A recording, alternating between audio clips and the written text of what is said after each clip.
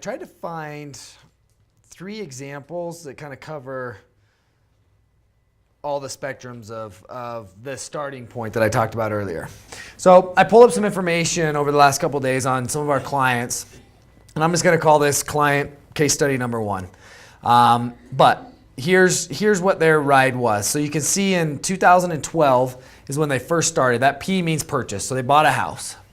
So if we look on that top row, they bought a house in May of 2012 in Arizona for $202,000, and they put in $48,000. Their cash flow was $275 a month.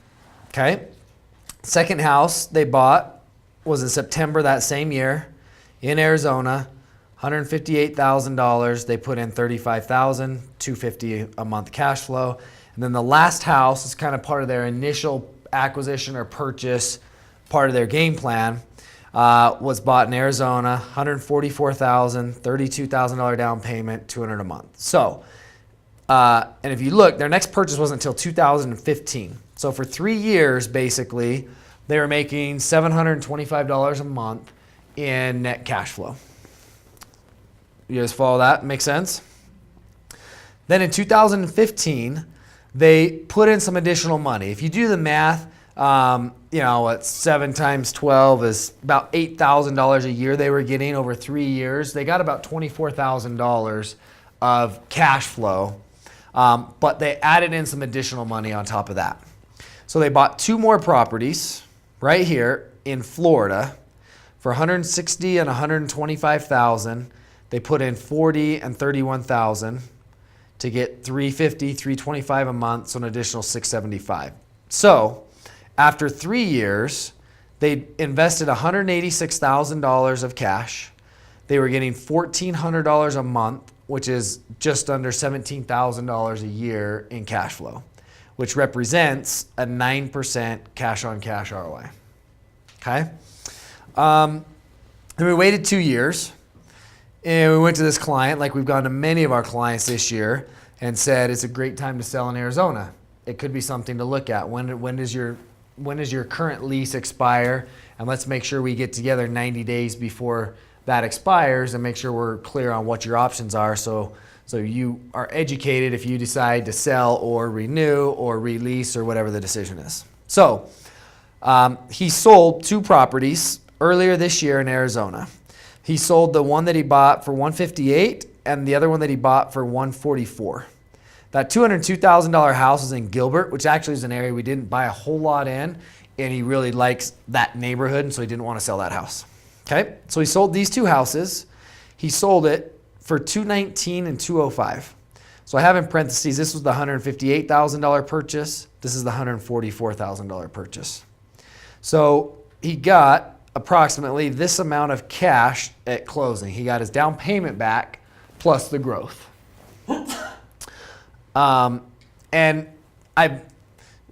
These are accurate numbers besides the fact of I didn't go in and calculate principal pay down and like do it to a T. He had some closing costs, and so I figured those kind of offset with the principal pay down. If any of you guys are super analytical like me and you're looking at, okay, is that exactly how it pencils out? But it's really, really close. So what he did with these 2 is we did 1031 exchange, and he went and bought 1 house in Tennessee that he just closed on last month in August for $260,000. This was actually a duplex that he purchased. He put that $93,000 down, and he's getting $800 a month on that house. And then he bought one of these North Carolina houses. He put $96,000 down, so he's going to get $625 a month. So more than the average monthly cash flow that Brandon and Kevin may have shared with you, because he's putting bigger down payments down. And so he's getting very little mortgages. So now when the dust settles, he's getting an extra $1,425 a month. So we go back to the original numbers. He invested $186,000. His current monthly cash flow is the $1,425 plus the 3 original houses he still has. So it's $2,375 a month, which is $28,000 a year. Now we divide that into the original investment of $186,000, and he's getting a 15% cash on cash annualized return. If we look at the equity growth from the initial purchases and then rolled over into the next two purchases, the properties have grown about $250,000 in appreciation he's seen in his portfolio.